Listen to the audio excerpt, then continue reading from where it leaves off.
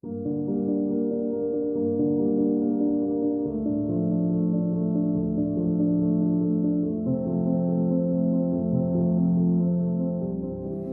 my name is Lord Victor Adeboali, and I want to talk to you about dignity.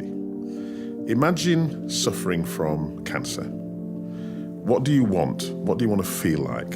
How do you want to be treated? What do you want the outcomes of that treatment to be about? Dignity is about having those feelings and those desires respected. It's about feeling human with other human beings. Imagine what it must feel like to have dignity denied. Dignity denied means not getting the right prosthetics because your dignity has not been taken seriously. It means not getting the right treatment. It means not being listened to. It means not being heard. It means perhaps feeling as though prejudice is at play in your interaction with treatment. Dignity in care is everything. Watch this film, learn about how dignity can change a patient's life.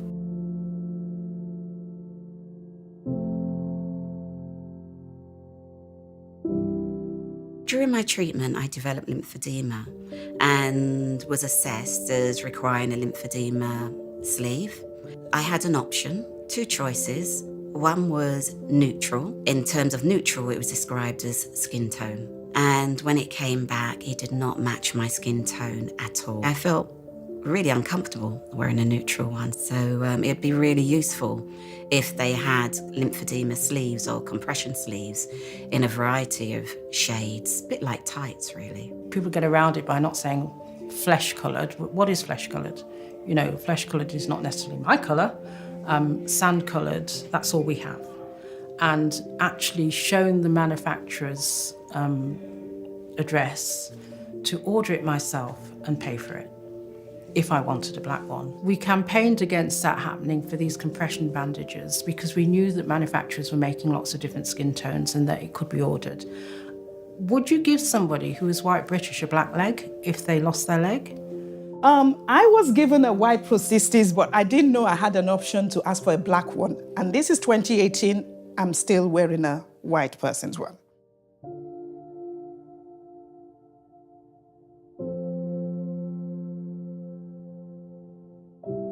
Just before I started chemotherapy, I was referred to a wig clinic. I went, quite enthusiastic about it.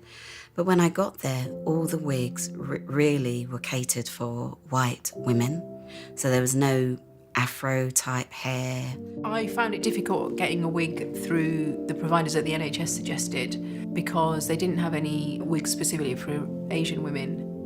You know, the lady who came along to the initial consultation had blonde wigs, and she was saying just try one on for size. What I'm doing on a daily basis is speaking to a number of individuals about their totally unique journey and how we can help them along their way. Often there are barriers because at the first point of being offered a service, it's something doesn't look how they need it to look. So for example, an advice booklet handed to somebody about a wig supplier, if they haven't got white skin and it's full of pictures of ladies with white skin with Caucasian wigs, immediately that woman might think, oh, I've got afro hair, they're not going to do my hair type. Now maybe that supplier does actually do a whole range of wigs suitable for everybody, but you see at that first point, if the leaflet to them doesn't show it, they won't even ask. So I think it's about making sure that the services we offer do open up and offer a variety of supportive items like a wig to people from whatever cultural background they're from.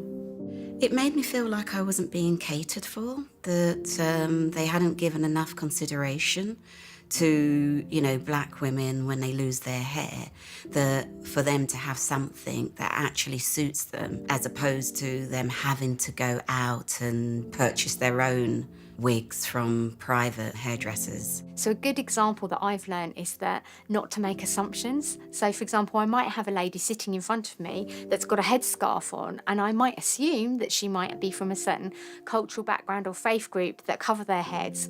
Or maybe she's just covered her hair today because it's raining.